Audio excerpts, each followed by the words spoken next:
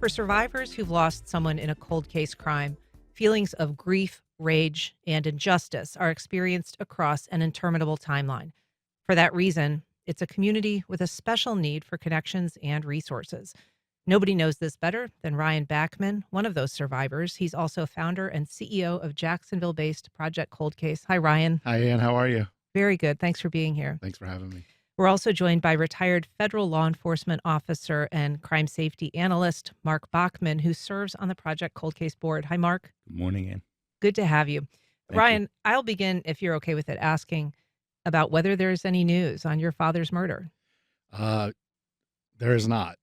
But I say that because JSO did actually try to look back into it earlier this year, sent off some of the evidence for advanced testing. Unfortunately, no results. So we still have no suspects. And kind of one of those, when you're dealing with cold cases, it's kind of a never-ending perpetual cycle of hope and despair. And, I had the hope and I was at the peak. And the detective came into my office, sat down with me and explained everything that they had done and all the people that had contributed. They used a grant from another nonprofit. They used a private lab down in South Florida. Sat down with DNA analysts at the state crime lab. Everybody got together and really tried one more time to resolve my dad's case. And unfortunately, the results were negative. There's something in your signature on your email about hope in the face of hopelessness. And in these cases, like your father's murder, which was, remind us, that was in 2009. Yeah, And he 15 years in October. Just 56 years old, Yeah. on a construction site, and he was shot in the back during a robbery? Correct. Yeah, it was a robbery. He was there by himself working on a newly renovated office building, and it was a Saturday. It was a side job for him. He was actually trying to make a few extra dollars for my stepmom, who was suffering from terminal cancer.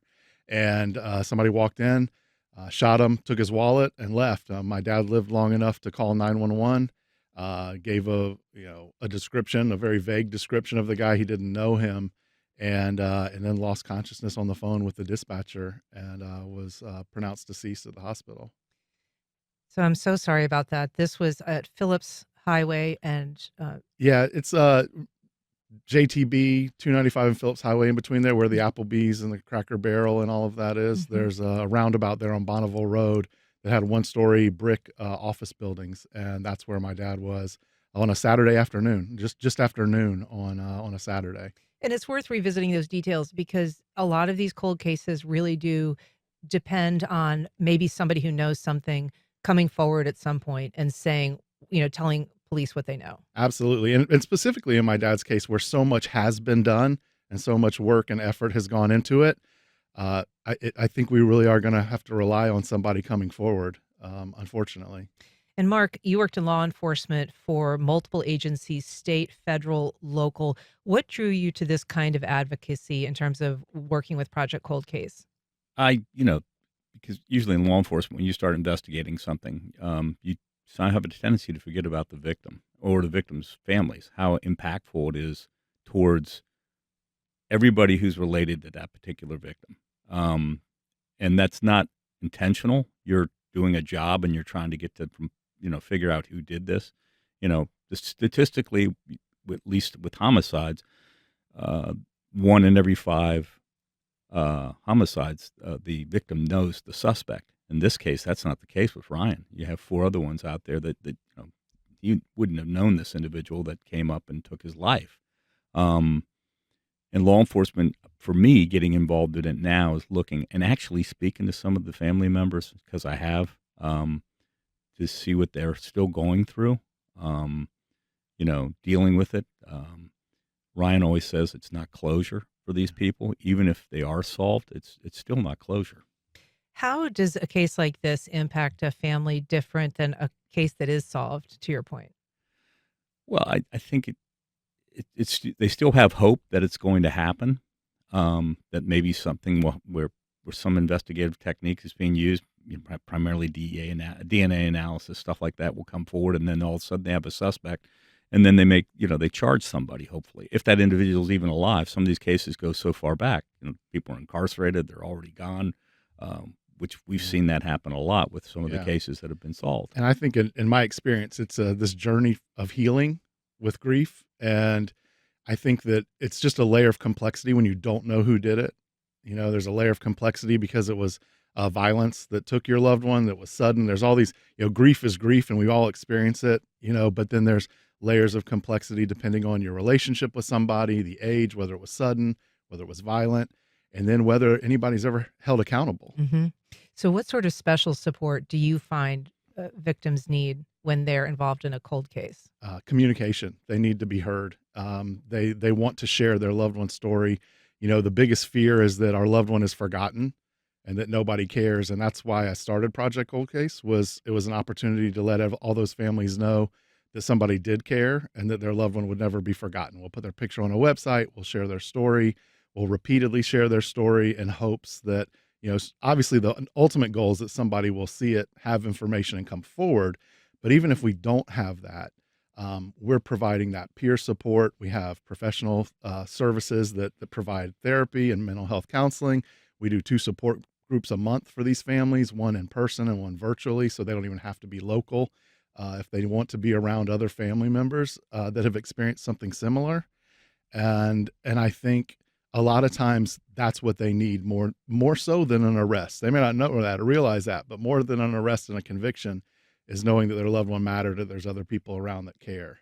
I was just going to say that I saw 2 families talking. Both of them had lost loved ones. Crime's not solved, but the emotions that they go through are so similar that unless you're that person going through it, you don't understand it. Yeah. Yeah.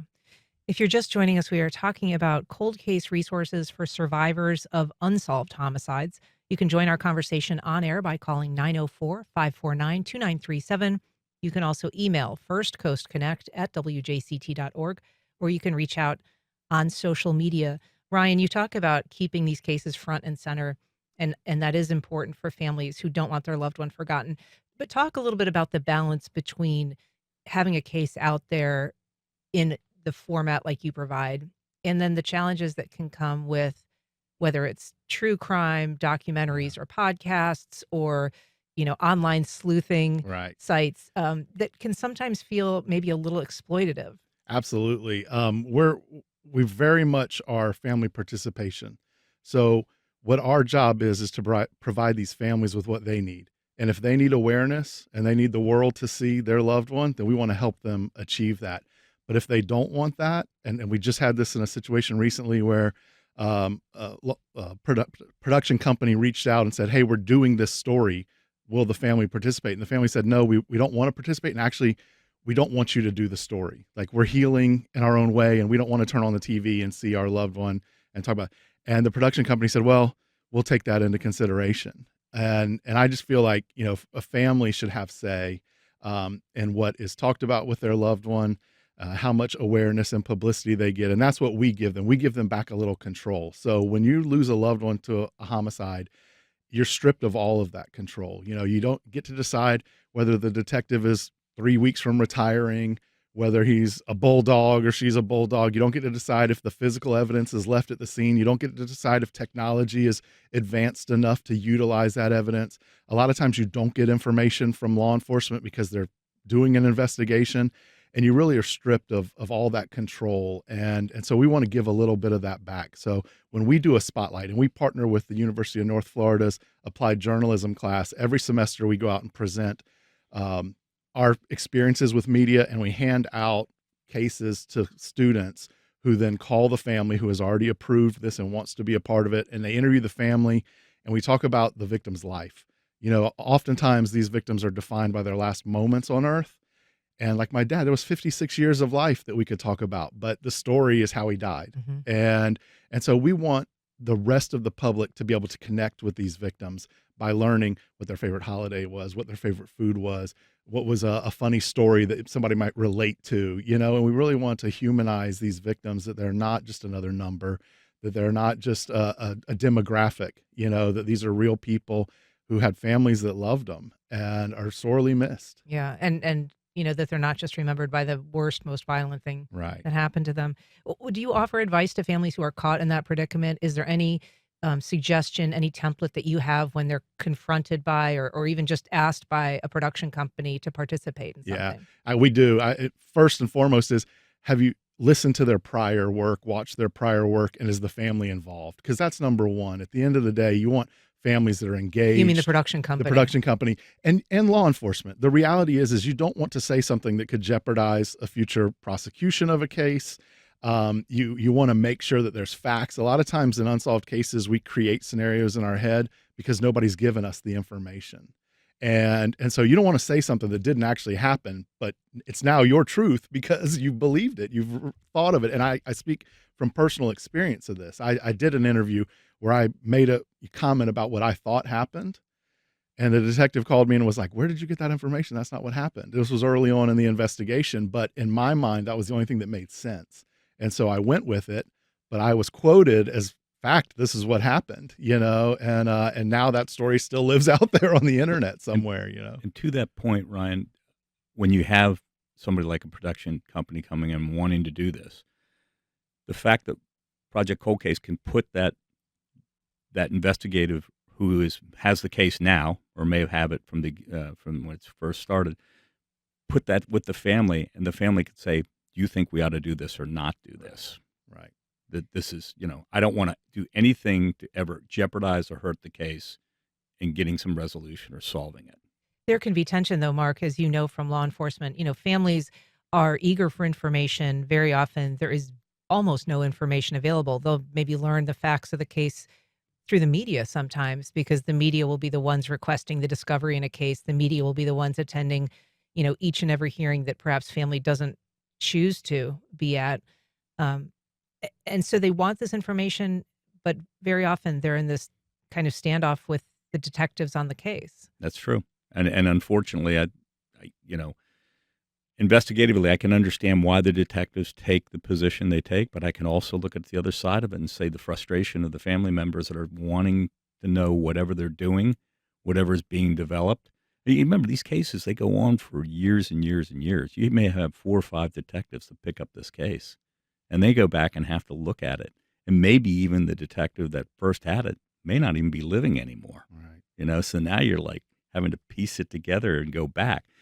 It's good and it's bad because fresh eyes get to look at this case and they may see something with it that somebody else didn't see prior to that. But they also don't know the case inside and out, right? They're just starting anew. Absolutely. Yeah. Every day that goes by, it makes it that much harder, to solve these old cases for just the reasons you're talking about. Well, so I was going to ask you, it seems like sometimes every day that goes by, it gets harder to solve a case Yeah. when it's hot. But once it's cold, it does seem that there's this period where perhaps people, a marriage breaks up and somebody's willing to Absolutely. testify or to tell what they know, or a relationship ends and they're now in a position where they feel like they can tell the truth. Well, that and technology is moving at lightning speed. So there is opportunities, but you have to have prioritized cold cases. So a lot of times in law enforcement, it's not prioritized. Remember last time I was here, we were talking about that bill we were trying to pass in Tallahassee that prioritized cold cases across the state. And there are many agencies that do prioritize them, but there are just as many and maybe more that don't prioritize. And they say they don't have the resources or the means to go back and just open a case file and see what physical evidence, whether there's new technology, or go back to an old witness that maybe had a change in relationship and might be willing to talk now. That takes manpower. And so we should just catch people up. That was the Decker-Backmann Act, name and part for you. Yeah. It failed. It passed unanimously in the Criminal Justice Subcommittee, but when it got to appropriations, it died there. Yeah. And I think probably because there were questions about the cost of prioritizing these cases and also the fact that it would allow families to trigger a new review, which Right. perhaps some law enforcement officials were not keen on. Exactly.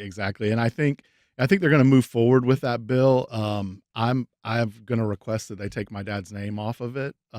It's never been about me or my dad, and quite honestly, it was devastating to me that the people that I have built relationships with over the last 15 years, who were privately telling me that they supported it, then publicly wouldn't stand up for it. And it was devastating. And I really struggled with that.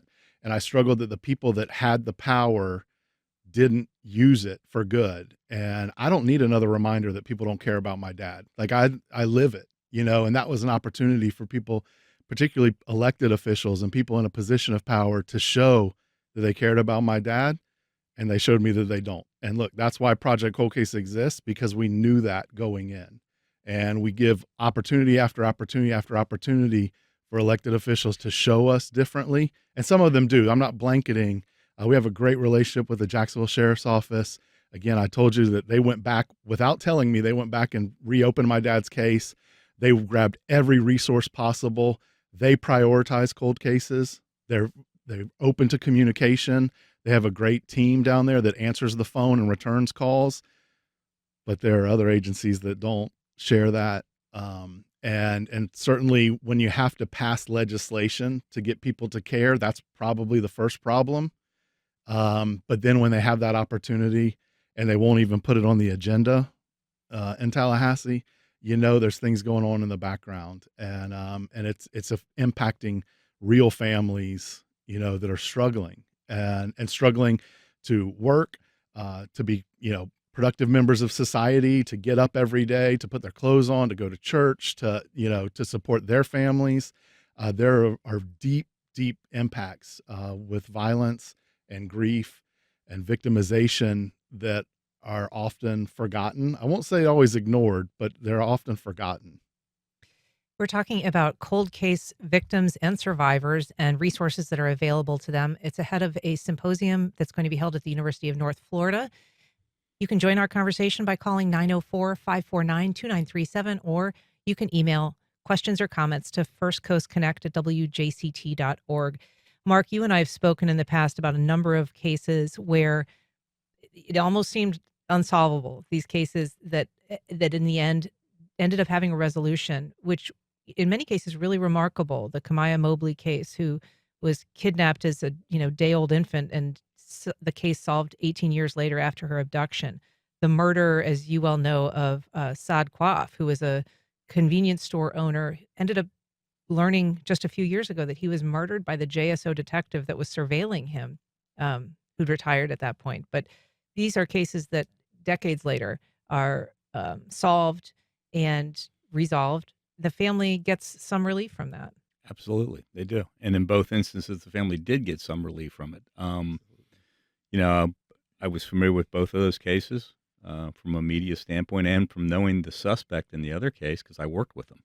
Billy Bear. Billy Bear. Mhm. Yeah, he was in JSO intelligence at the time. I would have to be working with DEA, and we crossed paths on occasion, and that particular incident leading up to it. So, yeah, it's shocking. I just want to throw one thing out here. You see these datelines, you see these 48 hours, you see this. I think people get some unrealistic expectations as to how quickly these may or may not be solved. They're interesting shows, don't get me wrong. But at the same time, we deal in a real world with real facts. You take Ryan's father's case, to go back to it. If you go out to do a neighborhood canvas out there now, that landscape's all changed. There's no one to talk to out there anymore. You're relying, your investigative leads start narrowing as time goes on. And depend a lot on that initial legwork that was done, right? So if the officers are going out and canvassing and taking note of each and every person that they speak to, perhaps they could be reached years later. But if that work isn't done at the front end, you really are left without options. Absolutely. And if it's not documented appropriately, like a lot of times case files, for whatever reason, those interviews, they may have talked to somebody, but no one put it to paper. And if you did memorialize it and later on the case goes by and they go, hey, the detective came here and talked to me like when this first happened. When you go back and look in the file and it's not there. I want to ask you about the legislative process overall, Ryan, because we talked about the act that had your father's name on it that didn't pass, but there have been these additional changes. Rape kit retention now is going to have to be required for 50 years, which is a big improvement. Right. When we talk about the changes in DNA technology advancing, there have been there's a cold case now squad, I guess, at the state level, a cold case unit that's been created. So there has been some movement. Where would you describe the overall trajectory? I think we're slowly heading in the right direction. But if you go back to the rape kit and the SACI sexual assault kit initiative, it took realizing that was a failure, right? That we were putting these kits in closets and not testing them for decades or ever. And somebody realized that was wrong. Right. And so they fixed it. And that's what we're trying to do with the cold case. Like, these cases are important. They should be prioritized just like the rape kits were prioritized, just like human trafficking is prioritized. In the advocacy world, where it's always kind of the crime of the day, like what's the most important popular victimization right now? And we see it on a national level. And cold cases have never had that. They're popular in that true crime realm of entertainment, right? Like, but where it's just a portion of what happened in a very quick story, and then hopefully a resolution. We have over 60 cases that have been resolved that are been on our website. But we have 1,600 cases on our website. So, the vast majority of the people we are helping are not the ones that have those answers and resolution. They're the ones trying to get there, or at least trying to have joy in their life again as they're moving through this journey. And so it's difficult, and we just want our turn to be prioritized. Yeah. We have a call from AJ from Mad Dads. Good morning, AJ. Go ahead.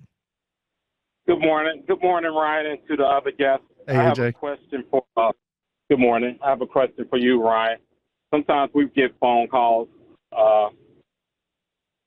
from Mad Dads, and families want to know what are some of the steps they can take to get their cold cases looked at. If you maybe could just explain that a little bit to the families that may be listening.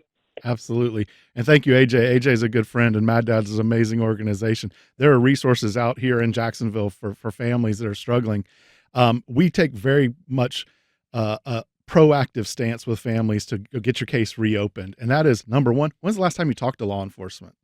And a lot of them have not spoken to law enforcement in a long time. A lot of times the detective has changed, retired, promoted, transferred. But we promote reaching out, reestablishing communication with law enforcement, and just asking them. Most agencies will pull the file off the shelf and take a look and see, is there evidence that hasn't been tested in a long time? Is there a witness we can talk to? JSO does an amazing job of this. If you call that station right now, I can tell you the detective is going to answer the phone, because he answers every call, and every family calls us back and says, well, I just talked to the detective, and I won't out him on the air, but I just talked to Detective so-and-so, and he's going to look at my loved one's case. And that's what we ask. Expectations need to be realistic. You're not going to solve every case when you call and ask them to take another look at it. But we will walk with them and what questions to ask, how to ask them, and how to approach that to at least get that first step moving. How do you tell them to negotiate that relationship, though? I mean, you want them to be a vigorous advocate, but you also don't want them to be an irritant or a public critic, perhaps, of a case that's still pending. Our position is always, to work hand in hand with law enforcement. And if you have to hold them accountable, right? Like, as long as if they're doing what they're supposed to do, everybody's going to, you may not get a resolution, but we have respectful communication. And that means returning a phone call, returning an email, giving an update, right? From a law enforcement perspective. And if you're a family, we have to realize that bringing the case up to today's standards is our goal. And we hope that it gets resolved by bringing it up. But every case on the shelf needs to be looked at and figured out if there's new technology that can be applied to it, if there's old witnesses that can be interviewed. And as long as an agency is doing that, that's really all we can ask. You will resolve cases that way. The other thing is investigators do their victimology. They want to know everything about the victim as much as they can. Well, who's going to know that most about the victim? The family that's left behind. If they can put that together with law enforcement has that dialogue with the family's engaged, they can keep coming back and asking questions. And for just what AJ was asking is that if for some reason with Mad Dads and the people out there that are grieving over loss of a loved one can say, hey, by the way, my son, my daughter, whatever, goes back to law enforcement as long as in saying this may help in some manner. Ryan has created that connectivity, or Project Cold Case has created that connectivity in that manner. In terms of advances in technology, there's one speaker that's going to be at this symposium, Anne Marie Schubert. She is the district attorney in Sacramento. She prosecuted the Golden State Killer using genetic genealogy. That was a real game changer. I don't know that that was the first case that incorporated genetic genealogy, but it certainly was kind of the biggest, newest one when it happened. And that has changed the way that law enforcement approaches the capture of DNA. They don't necessarily need a direct sample. They can find somebody through a family tree. I think they did that in the Billy Bear case with the Yeah, co-op. they did. It Side co-op was it was genealogy. side co-op. It was That was genealogy. JSO using genetic Yeah, genealogy, but it was they used that. They used that based same on the principle. Golden State Yeah. Killer case. Yeah, and that has really broadened what they're capable of doing. Is that right? Oh yeah, absolutely. It's kind of the biggest breakthrough in forensic advancement since DNA, right? I mean, it opens up all of these avenues, but and this is why communication is so important. So we get calls from families. How come whatever agency is not using genetic genealogy on my loved one's case? And then we say, well, do you know if they have suspect DNA? And a lot of times the families don't know what evidence is in an investigation, but that's a great opportunity to call the law enforcement agency, schedule an appointment, and ask, right? And Yep. say, does my loved one's case fit the criteria for forensic investigative genetic genealogy? It's a great way to start the conversation. There is a DNA case that was recently solved here, Ryan, that was really extraordinary. It was a terrible case when it happened. A woman who was kidnapped on Christmas Eve Right. in 1985 and raped and murdered. And that case went cold for years. Yeah. 30 plus years. Leslie McRae and her family reached out to us, and tragic story. Her mother had ALS, but submitted the case to our organization. When we called her back, she couldn't communicate verbally. She was older, ALS. She could text like a teenager, but she could not talk on the phone, and that was a real struggle. So there was another family member that kind of became the point of contact. And if that family, through like a little bit of our help in guiding them and telling them what to ask, we advocated with them for 5 years. And a lot of people looked at us and were like, wow, 5 years you worked with this family. But the family had gone like 34 years waiting for answers and had nobody supporting them for all that time before. And that's, I think, one of the things I'm most proud of about Project Cold Case is that we provide that long-term support. Once we are part of their family, once we're, working with them, we're not going anywhere. We're not going to say, okay, there's nothing they can do now, bye. We're going to keep up with them and provide them, hey, there's new technology. Hey, let's do an awareness campaign. Let's put a billboard up. Let's try anything we can, to just keep the information out there and keep the person that did this seeing, that face over and over and over again. And, you never know what'll happen. In this case, the DNA that was captured in the crime scene was retested. Is that right? And this That's correct. suspect And was already in custody. This goes to my whole theory that communication with family and law enforcement and maintaining that.